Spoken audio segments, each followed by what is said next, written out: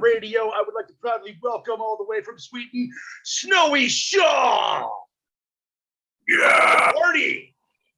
Here. How you doing? Oh, I'm doing great, Everything man. good? Yeah, everything's fantastic. Everything's fantastic. Can you hear me okay? I hear you. Yeah. Perfect. You know, have you heard my song, by the way? It's called Metallica's The Devil's Orchestra. I'm talking about like losing your hearing with age. You've been exposed to a lot of music for 50 years and all that shit, you know. Well, let's talk about that in a little bit. I'm trying to hear what you're saying. Yeah. All right, so I was reading that you're putting out one track a month. I love each track and the whole album you're releasing at the end of the year. How did this unique idea come about?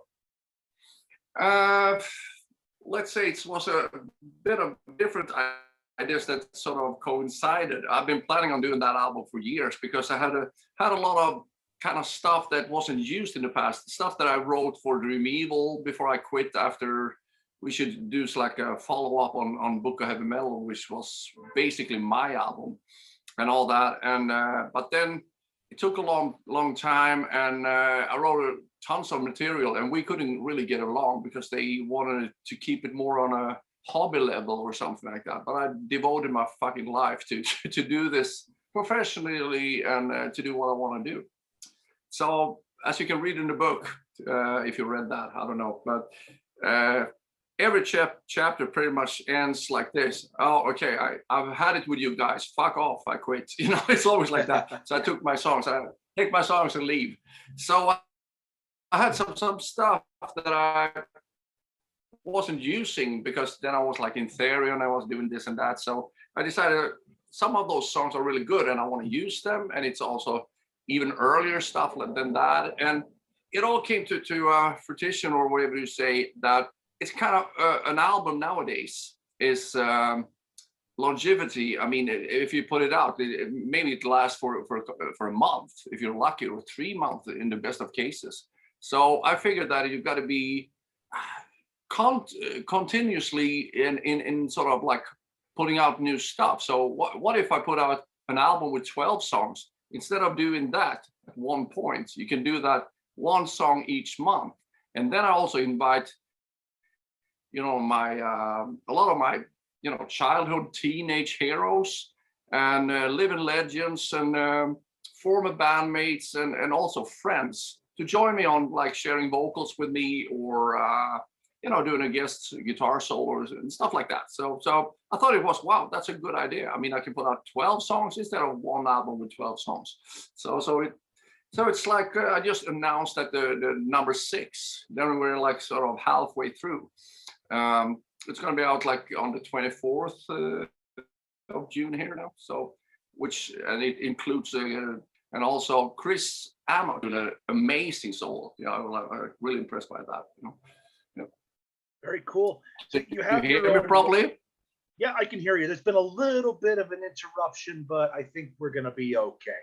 Maybe. I have faith. Okay. We're trying our best. Yeah. So you have your own label, Wonder World Music. Love it, man. When did that idea come about? Have your own record label? I mean, I guess we all know that the record industry, the whole, since internet, everything has pretty much changed, and I don't really see the reason nowadays. I mean, everyone has the same possibilities basically, and I've been in the business for such a long time, and my experience with the labels had been so and so, because they want to dictate what kind of music you should do and stuff like that, and that may work for other people, but it doesn't really turn out so good for me because I don't want to be told what to do really. So anyways, I will tell them to go fuck themselves and all that. And also when, you know, if they don't support you properly and they don't distribute the music as you're kind of expecting them to do, and they don't live up to the expectations basically. So I decided like fuck that shit. I did put out an album in 2017 when I was doing like children's music in Swedish and sang in Swedish for the first time, and that experience was so bad that I told them that to leave my album with you is just as irresponsible as if I would have my neighbor, next door neighbor, babysit my 6-year-old daughter, and he's like a convicted pedophile. I mean, that's how fucking brutal it was, because they totally pissed on it. So I decided to myself that I will never sign any record label again unless they start throwing millions after me. But that hasn't happened so far. so it's better to take care of it myself. That's in this day, Snowy, we need to have like a lot more independence for our bands. The record labels are failing them. Digital is killing them. We need something better, and I commend you for all that you're doing, Snowy. Thank you so much. Yeah. So on your album, I mean, I think you should pretty much, if you can, you should do it yourself, because I mean everything is pretty much available out there now. I mean, with the internet and a lot of those people who should represent me as, let's say, doing promotion and stuff like that. I mean, what they're sitting on is like a big phone book, basically, or a lot of contacts.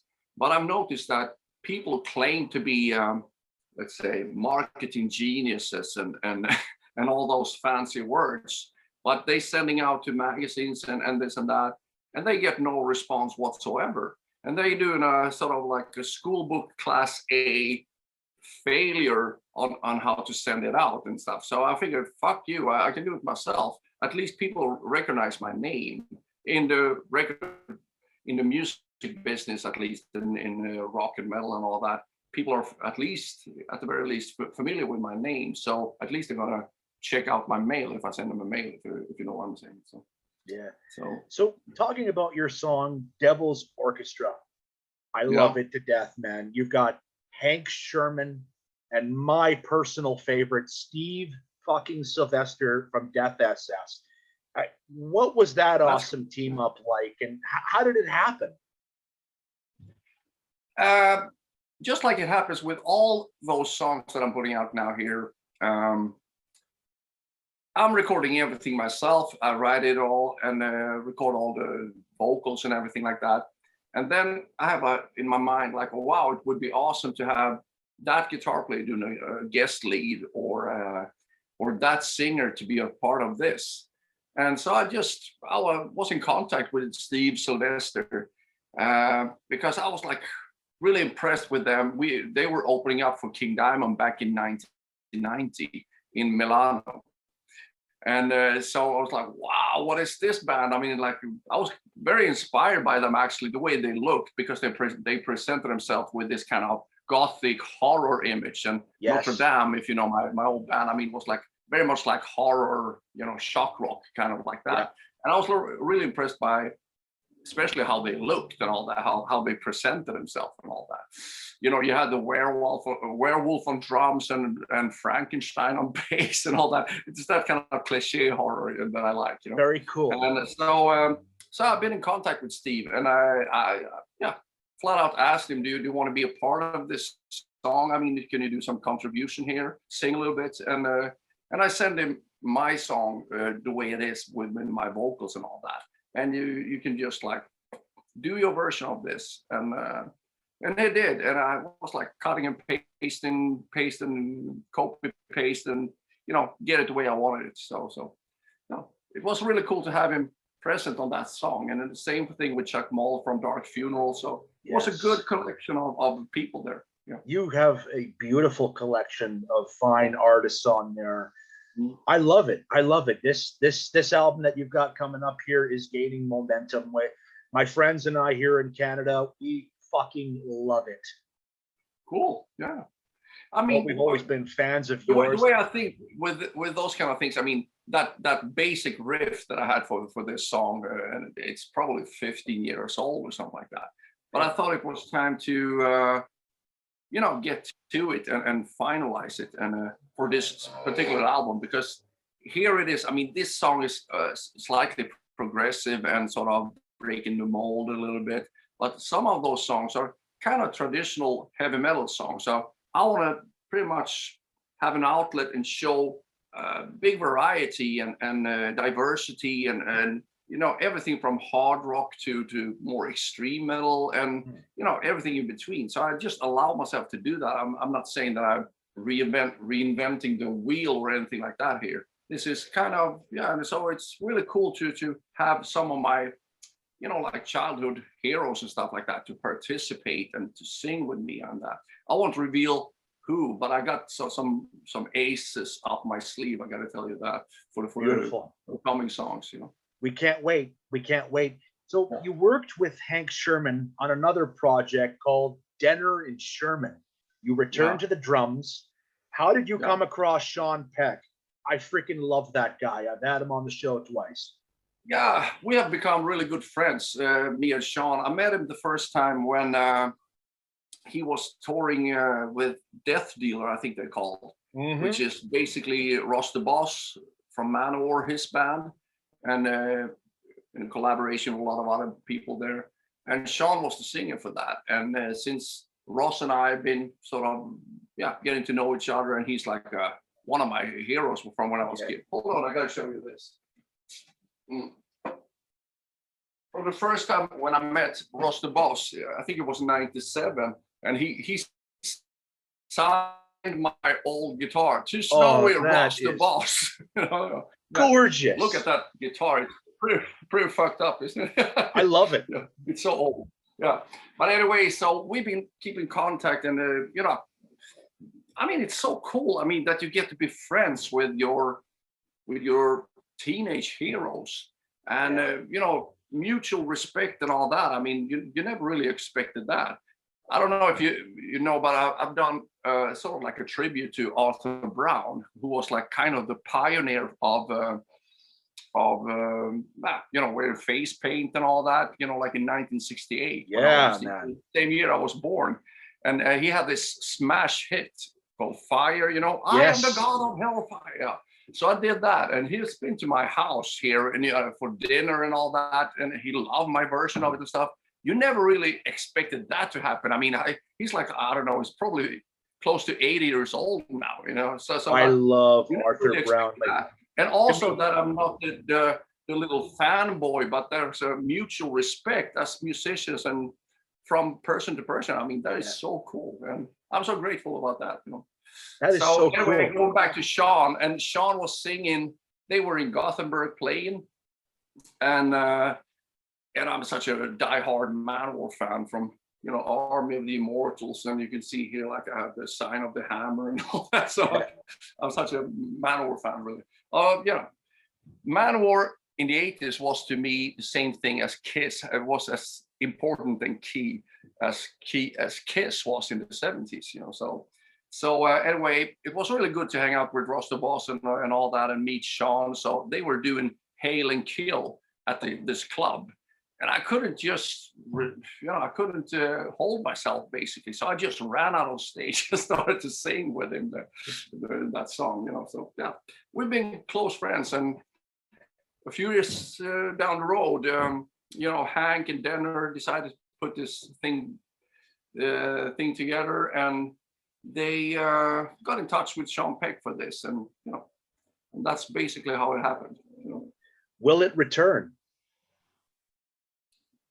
I don't know. You probably heard a little bird whisper about all the controversy with Mercyful Fate getting back together, like reunited without Denner. He wasn't even asked about it, and that's unfortunate. Yeah, it's very unfortunate. I mean, I don't want to take sides here because I don't know the full story. I heard from both parties, so of course,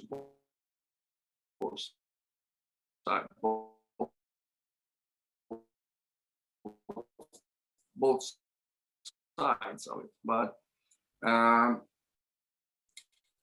so Denner was like deeply hurt about that. I mean, and by anyone before. So he's like, I don't know if that Denner Sherman is ever gonna come back again. I don't know. We see what happens.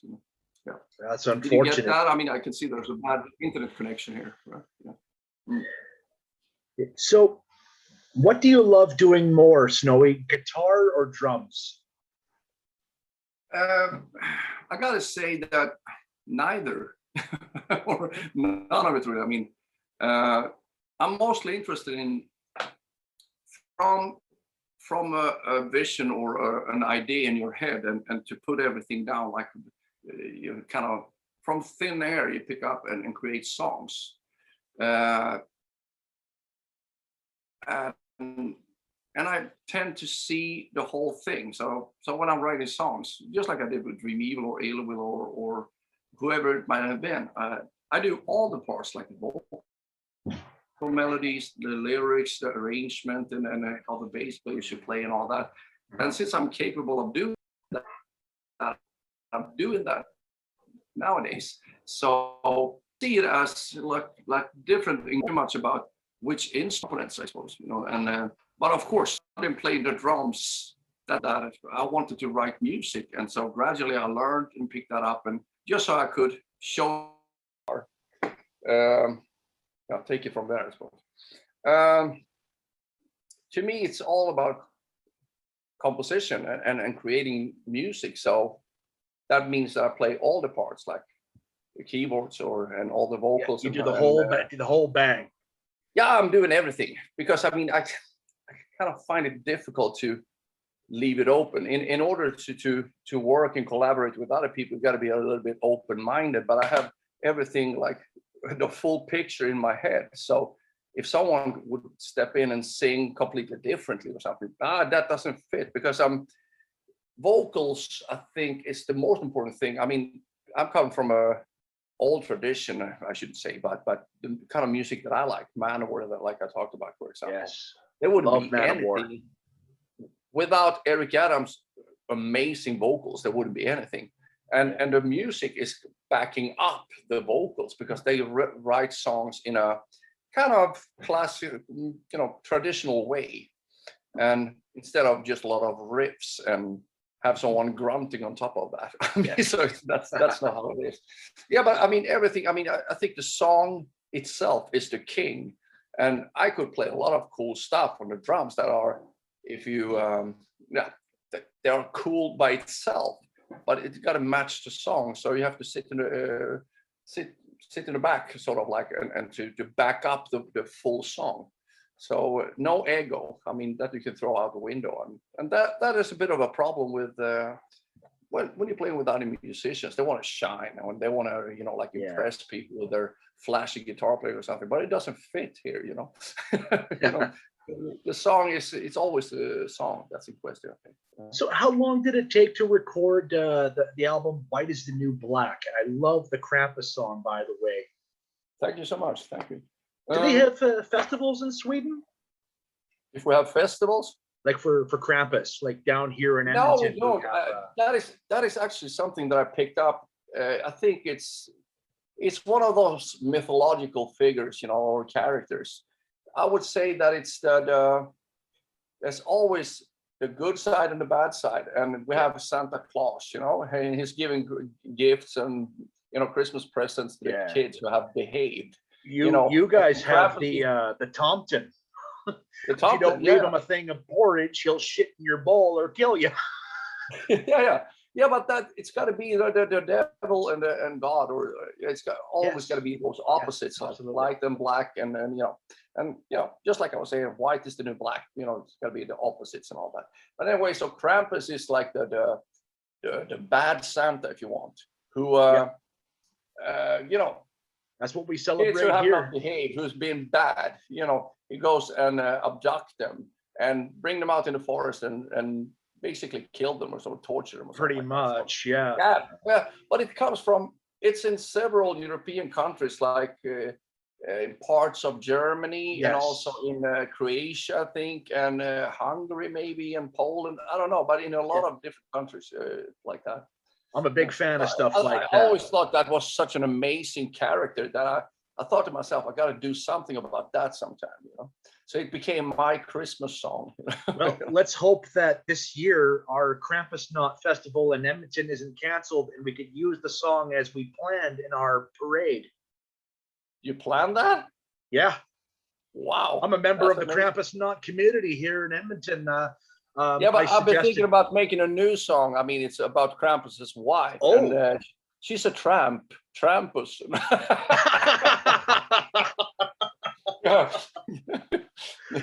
I love it, man. I love it. So let's talk about something. This is really funny to me. Like, you joined Demo Burger briefly during their album Abrahadabra, and you left after a day. Was there just no chemistry? No, it's quite the opposite. Actually, we had really good chemistry in the band, and I was, despite of what do you say, like common knowledge or you know, opinion, I wasn't there for a day. It was more like 7 months, of course, because I couldn't possibly, time-wise, I couldn't have recorded like my bass and vocals and do like 2 videos and rehearsals and all that, and photo shoots and all that in one day. I mean, that would be like a dragonfly living very complex life. Yeah, but so it was more like seven months, but we had a really good chemistry going when it was just a band. And when we recorded the album, everything went really smooth and really cool, actually. But then are you credited on that album?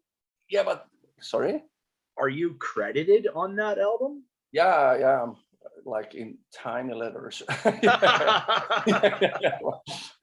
Yeah. But the thing is, then stepped their manager and waved her wand, and she kind of destroyed everything like that, and doing her power games and, you know, adult bullying and all that kind of bullshit. And I was like, I certainly don't deserve that, and I couldn't put up with that crap. I mean, so the other 2 sort of new members, they had been there for 2 years or something, and they were more patient or could tolerate that kind of behavior. But I can't deal with that shit. So I've objected, and I sort of talked to the guys. I mean, the original guys, and say, hey, listen, what is this? I mean, I think the band is the shit. The manager should run our errands and take care of all the practical shit like booking flights and all that, not to dictate the terms and be like a fucking Gestapo here. so I couldn't handle that shit. So it was really tough on my psyche, I gotta say, because I mean, wow, I never been like. You have to read about it in the book. I gotta say that, because then I'm looking forward to buying this book. I'm going to be talking to you about that in a moment. In Mercyful Fate, you did my 2 favorite albums, In the Shadows and Time, and you first appeared on King Diamond's The Eye. What are your favorite drum tracks from those albums? I don't know. I think Time is have some couple of good songs there where the drumming was cool, I think, you know, and like Afterlife and Witch's Dance. I don't remember. I mean, I rarely listen back to what I've done in the past. I mean, so what's done is done, and I cannot do anything about it. So it's not like I'm sitting listening to myself and jerking off, really. I mean, I'm just leaving it and move forward, you know. So, yeah, but I mean, this is fucking 25 years ago or something now. So anyway, but yeah. But I think Time is cool in that sense. But you know that I didn't play on In the Shadows. Is that right? Yeah. The thing is that I was in King Diamond from '89, and we did the I album and stuff. And all of a sudden, King was out of a contract, or he didn't want to renew the contract with Roadrunner. Right. So they were aiming for like a major label, like Universal or whatever it might be, you know. Metal Blade became the big one after that. Yeah, exactly. Yeah, they decided not to renew the contract in a way. And so at the same time, Hal and Pete were asked to leave or left the band. I mean, depends on who you want to listen to, what version you want to listen to. Anyway, so we were 2 guys short in the band, and we were supposed to be out touring and all that. But so King and Ole Bang, the manager, put me and Andy in charge of finding new members. And anyway, so that wasn't that big of a problem, really. I mean, we sorted that out pretty quickly. But to get signed to, all the negotiations with the labels and all that tend to drag out and be a very long process and all that. So years went by and nothing really happened. And we were supposed to do Spider's Lullaby with a new lineup and all that, but he didn't have a record contract really. So and I guess they were also in discussions with Metal Blade, but Metal Blade, they said, yeah, but we want a reunion of Mercyful Fate. So King called me and said, would you be up for it? I mean, it would be all the original members, and we would play Dynamo Festival like they played back in 1984 or something like that. Mm-hmm. And but I would be sort of like, I was still in the family, in the Mercyful Fate King Diamond family. He asked me if I wanted to do that, and I said sure. I'm a big Mercyful Fate fan from when I was a kid and all that, so of course. Then nothing happened. So I heard sort of like in the what is it? The rumors anyway, that they hired a Danish drummer instead, because back then King was not living in America anymore, but he was living in Copenhagen. So it was more convenient that they had a Danish drummer and rehearsed in Copenhagen and all that. Anyway, so I figured, okay, that's the way it is. And then I got another phone call when they are in Dallas recording the album In Shadows, and they say, okay, he's not going to cut it here. I mean, it's not working really. I mean, in the studio, he had some problems with whatever it was. So they wanted me to join the band. But I said, okay, but I want to record the drums. I can do that in a couple of days. I mean, no biggie really. But they said, we already tight schedule here and we ran out of money or something. We spent so much time and money here in the studio already. So, and Hank, we need to sort of Frankenstein's this together and put it together. So Hank can put all down all the guitars and all that, the rhythm guitars. And so, okay, I wish I would have been more sort of determined or requesting that, because I mean, it would have been great if I actually played on it. But as it was now, they just called me and I took the train down to Copenhagen and I appeared in a photo shoot. Like, it took a couple of seconds, so that was just it. So, but after that, we did a video shoot and the whole tours, and the festivals and all that. So, but I don't play a fucking single stroke on that album, not a single stroke. Wow. Yeah.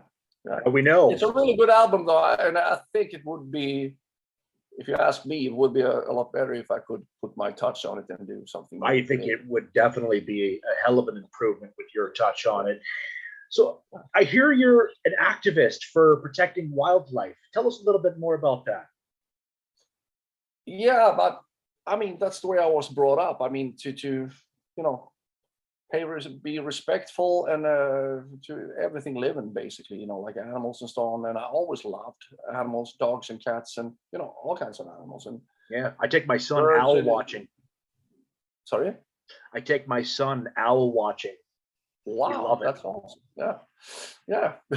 You kind of look a little bit like an owl. You do like that. Yeah, I did it's funny you say that. I did a commercial for Access Network many years ago based on the importance of education, where I played an owl. That's awesome. Yeah, but anyway, so I always been cared about the animals and all that, and there's absolutely nothing that makes me more upset and pissed off than when people are cruel to animals. Yeah, it pisses me off. And this happened. I mean, this Be Kind to Animals, that's what you're referring to, I guess. Be kind to animals or I kill you. And that was kind of a thing. It just happened by coincidence, because I was probably on Facebook and I saw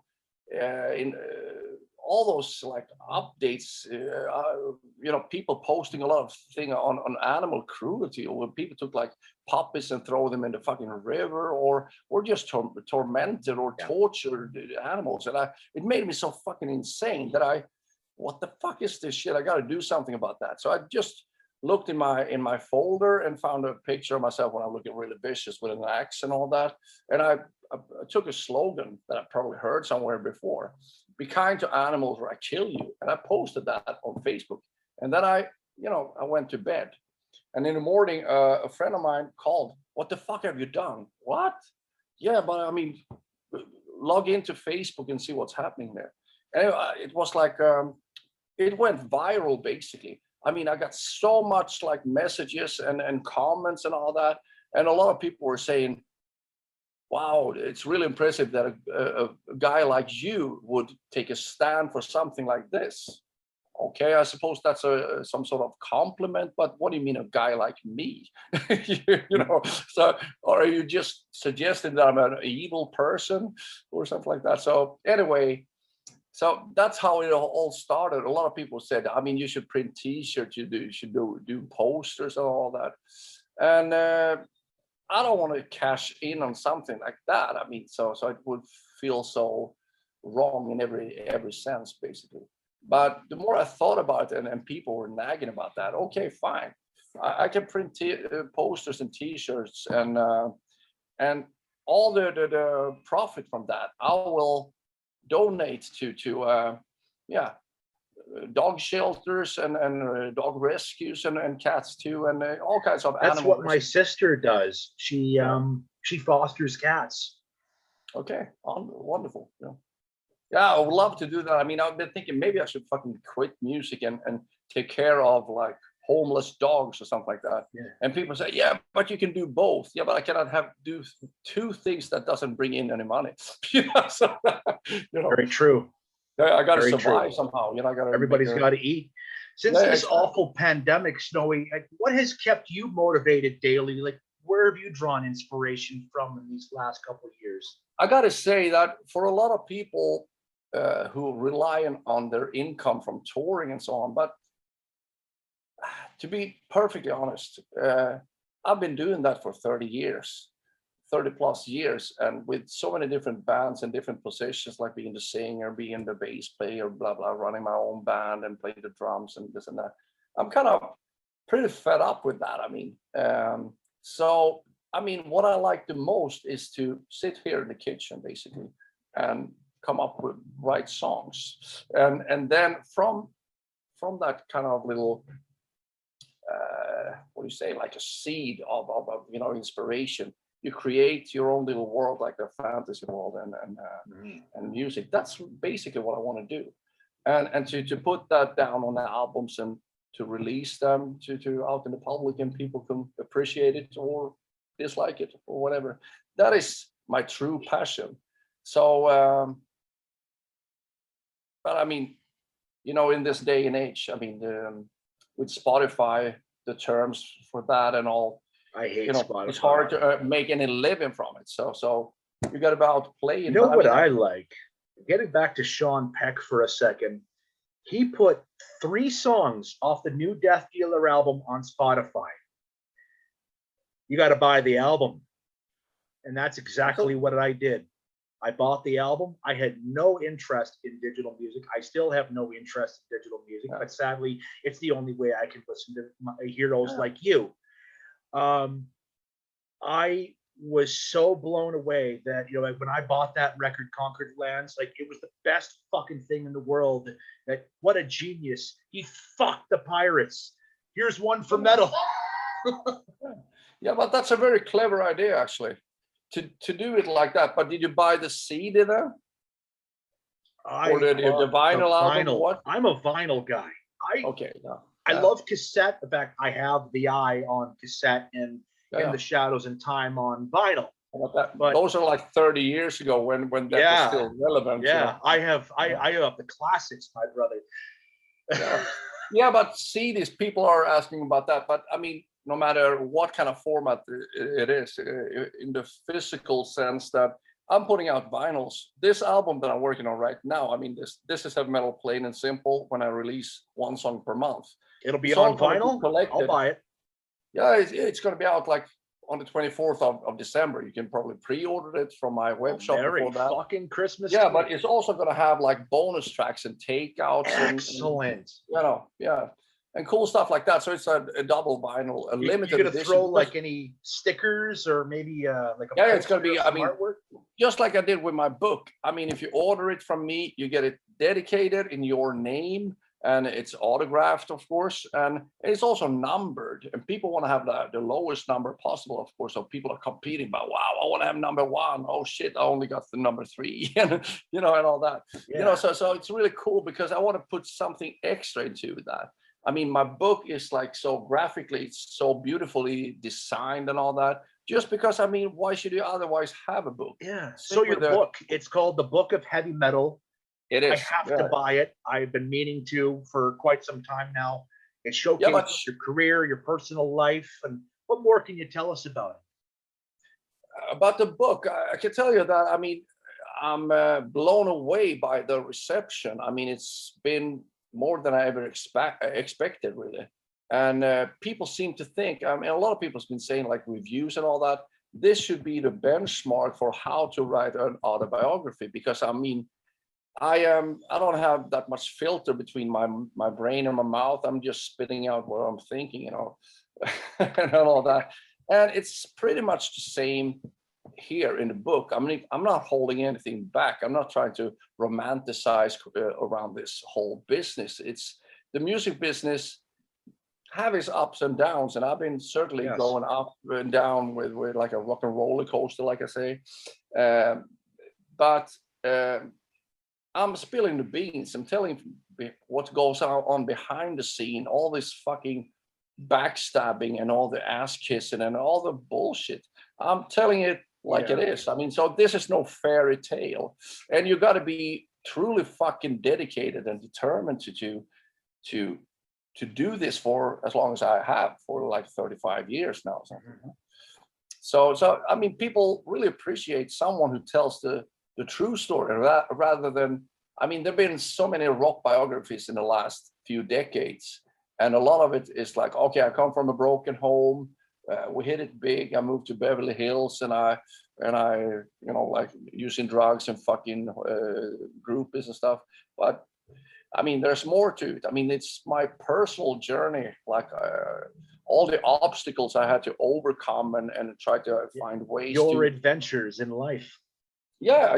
But it's kind of it's a big adventure, I got to say, and I haven't taken the easy road because I tend to quit old bands, because I get tired of it, and I need to move on and have new challenges and all that. I mean, I could easily have stayed with Sabaton, for example, or King Diamond, and I've been doing that for 30 years. But for me, I'm doing it for the right reason, I gotta say, according to myself. But I mean, I'm doing it because I'm passionate about music, and I want to, move on and be creative and all that. And of course, in Mercyful Fate, I mean, the reason I quit that, for example, I felt like someone cut off my wings. I wasn't allowed to contribute in the songwriting or anything like that. And I just assumed, naive as I was, maybe, that I was a full member, that I could, I was a full member and had the same rights and obligations as everybody else, and I could contribute in the songwriting. But apparently they had some sort of agreement from back in 1980 when I was like in 6th grade or something. Hank writes 40, King writes 40, and 20% it's up to Denner to write, and then King writes all the lyrics. And I can totally understand that, because I don't let anybody into my band and write songs. No, that's not what I'm asking you for. I mean, I want you to play the guitar live, and that's it, But so to me, it's like the creative process is really what that's my biggest passion, basically, and that's why I'm doing it. Yeah. I forgot what you asked initially. Oh, we pretty much we covered the book. Like, is there but you got to. I mean, the book. I mean, the reception been so amazing, really, and I'm so proud of that. And Yeah, so I've decided now that I'm going to do an audiobook for it. So yeah, Cool. yeah, and I'm going to read it myself, of course. And the book in itself, even though I try to decorate it in like unique ways, so it's like, yeah, funny to watch and look at it too. With a lot of cool pictures and all that from footage never seen before, like from backstage and all that. But anyway, I mean the format of a book, of an audio book, it's not that old. I mean, I could do whatever I want, and I've already started doing that. So I'm gonna be like, okay, I'm telling the story, and I could do. I mean, the sky's the limit. I could add like, atmospheric sounds in the background just to emphasize on the whole atmosphere or whatever I want to bring across. And if I forget something, I can hold on. I call Andy here. Hey, Andy, it's me. You remember that when we lived in Canoga Park in Los Angeles? What happened there with King? It was this and that. Okay, I can do. I mean, the format in itself. I mean, you can just be very, very creative. Well, I can pick up the guitar. And then I wrote this song. And just go for it. Yeah. So, Snowy, is there anybody that you haven't worked with yet that you want to work with? I gotta say that there are tons of people that I really respect and admire. Nicky Anderson being one of them, like the from Helicopters, the frontman and all that. He used to be the drummer. I love the Helicopters. And Entombed and all. I mean, I don't know the guy. We met briefly a couple of times, but I kind of, from a distance, I admire him because, I mean, whatever he does, if it's like he's doing funk or just like kind of cock rock or whatever you want to call it, Helicopters, he's doing that with such grace and integrity and all that, and I truly respect that. And there are tons of people that I truly admire, and some I would probably shy away from talking to them because I get intimidated or afraid or whatever. I don't know, but there are tons of people, really, of course. I know the feeling. I've interviewed so many guys. Even just interviewing you, I'm fighting the nerves. It's not every day you get this opportunity to interview your heroes and be face to face with them, and so personal. It's a dream come true for me. Yeah, but at the end of the day, I mean, we are just like regular people. I mean, especially in the metal community, we're all basically working class guys who grew up with liking the same kind of things, Judas Priest and Iron Maiden or Kiss or whatever it is. What inspired you growing up? Like, what were your favorite music as a kid? Like I mentioned before, I discovered Kiss when I was 7 years old. They had just put out Kiss Destroyer. And I went to this assorted store, or whatever you want to call it. They were selling posters and games and comic books. I was like a nutcase for horror comics and superhero comics, like Marvel comics, and Dracula, Werewolf at Night, and blah blah blah, Frankenstein, and all those Tales from the Crypt. I was like, wow, a diehard, fan of that. And I was like drawing a little bit, myself, because I was always into that.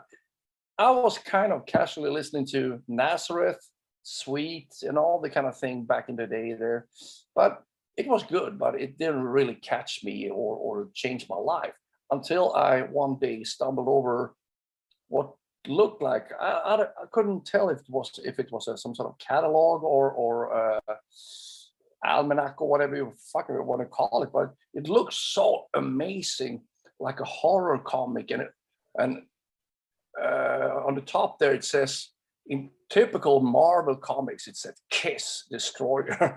And it turns out it was an LP. I didn't know, wow, is it music this on it too? And so I saved up money and I went and bought it and put that on. And it starts with like cars crashing, children crying and all that, all due to your fellow Canadian, Bob Ezrin, who produced that. And he's like such an amazing guy. Yes. So to me, it felt like, I mean, it's fucking 45 years ago, and I still use that as a benchmark or a template on how it should be. Like, it's not just 100%, it's 200%. Like the visions and the imaginary, to me, it felt like I could just stare at the album cover and listen to the music, and it really captured my imagination.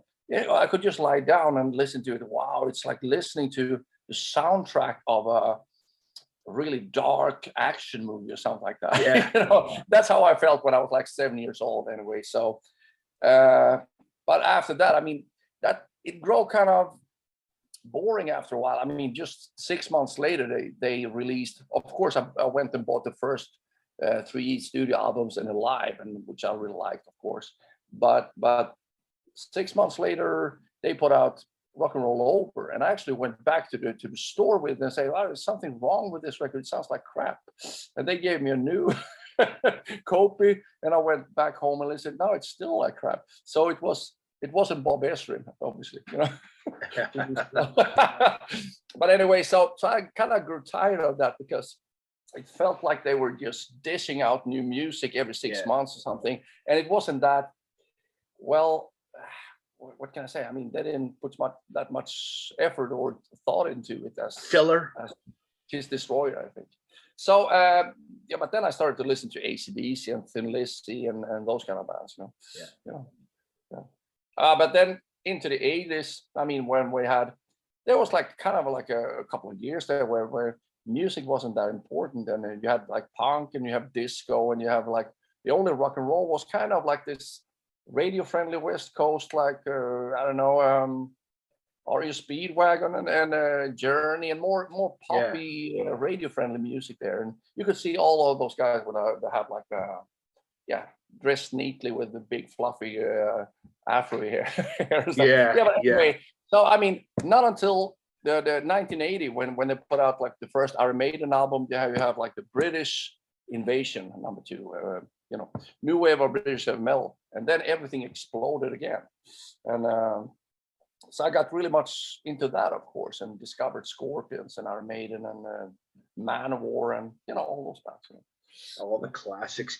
So I got to ask, is Sweden back to holding concerts and festivals again, or are we just still in I'm not sure. I gotta say it changes from pretty much change every day.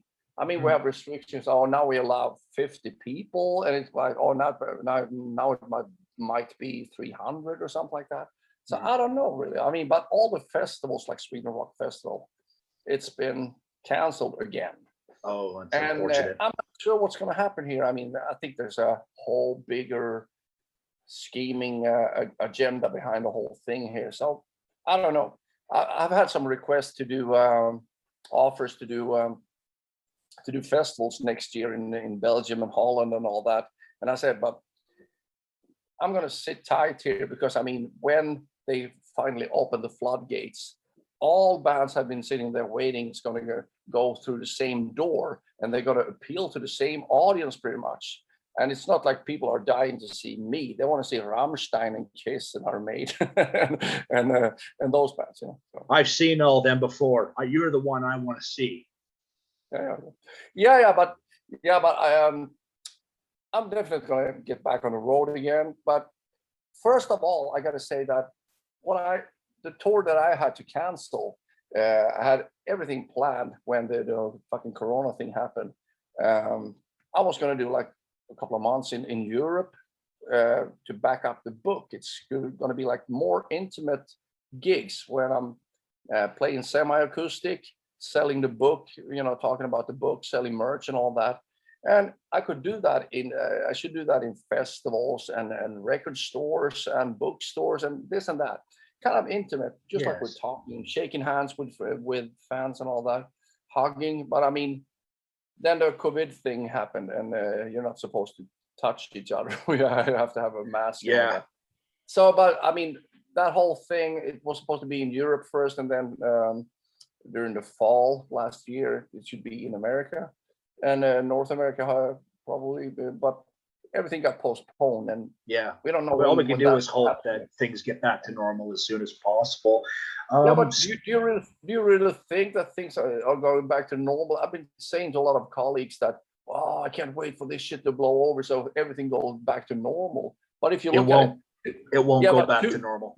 You know, no, people things rarely tend to go backwards. And if you look at it, 2019 wasn't that great in a music sense when it comes to earning money from touring and stuff, because everybody has to struggle. And I mean, I got to say that the whole Corona thing was kind of the death knell to the industry, and it's got to rebuild, or we've got to look at other possibilities. I mean, we're sitting here now.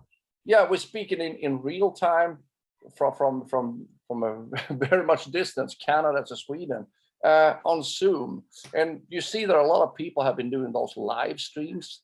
But that kind of died out pretty quickly, because you got to be there, you got to soak in the atmosphere and all that, you know. Yeah. I seen a problem with live streams. There was a Guar show.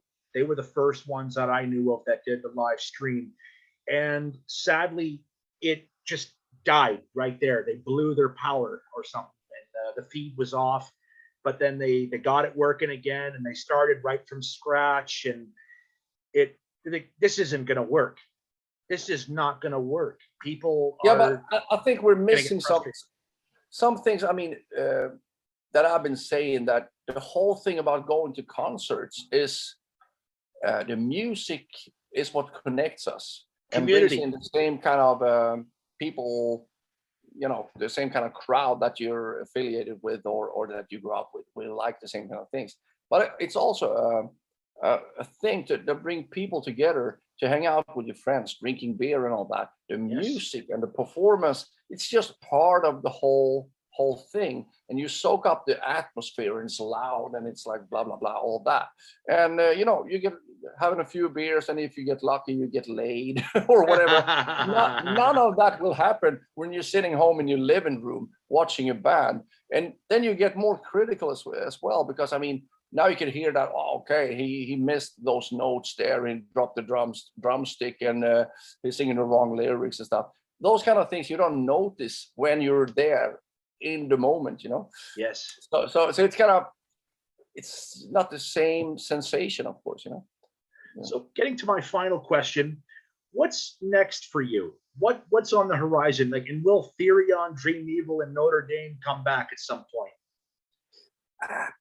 Like I said, I'm not that keen on moving backwards. I mean, I want to take on new. You're moving forwards kind of guy. I get that. New challenges and all that. So on the back of my book, I've been getting some requests to hold seminars and talk about, you know, my life experience, and in music schools and all that kind of stuff, you know, in Sweden to begin with. And I was thinking maybe I should do that. I mean, that sounds like a challenge. You would be an excellent teacher. Yeah, I mean, they've been saying, I mean, we read in the book that what you think about schools and education, because I don't like it very much. And at least it doesn't work for me. But that we're talking about like fucking 30 years ago or even more. Yeah. Back when I was a kid. Now that has developed, I suppose. You know, but a lot of the things they learn in school, I suppose, is like, okay, this is how it works, and you blah, blah, blah, blah.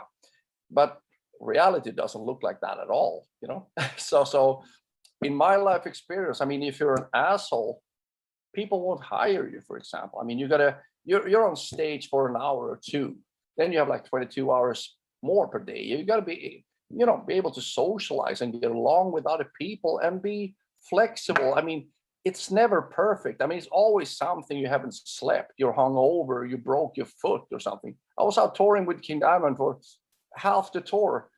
I broke my leg, and I just had to, okay, wow, what can I do? Yeah, so I was like out on the road playing double kicks. You know, I couldn't do that, so I have to fix it or be flexible and come up with other ways to make the songs justice, of course. But for 6 weeks, and it's never perfect. I mean, when I've been out with Therion, for example, I mean, we played in Latin America, for example. I mean, we get off stage at 12 by midnight, then we have to be at the airport like 3:30 in the morning. So you can take a shower and a quick nap maybe, but you haven't slept in weeks, and then you should perform for 3 hours. And some people, they complain, oh fuck, this is really, really tough on us here. We're playing 3 shows back to back. 3 shows, that's nothing. We play like 3 months back to back. We don't have any days off at all. You know, it's like every fucking night. So you just have to, you know, put on your makeup and roll up your sleeve and smile and try to entertain people. I mean, it's really tough. I mean, so yeah, and you haven't slept, you haven't been properly fed or something like that. So it's I mean, sometimes it's really glamorous, but the next day you might be sleeping in a ditch, you know. Yeah. So I'm like I interviewed a band. I interviewed a band that they'd just sleep on the barroom floor. Yeah.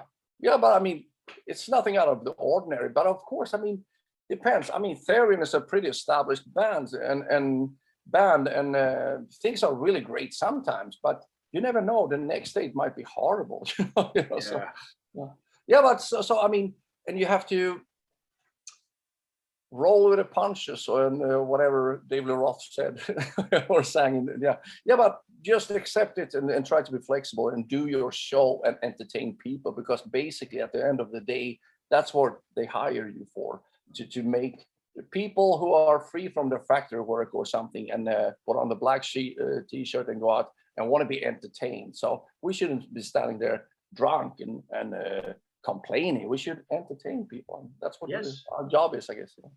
Well, Snowy, I can't say enough. This has been an absolute honor and a pleasure having you here on Kmfbz Radio today. Keep making great music. Keep kicking ass. Thank you Horns so much. high, brother. Thank you so much. Means a lot to me. Yeah. Thank you so much. Cheers.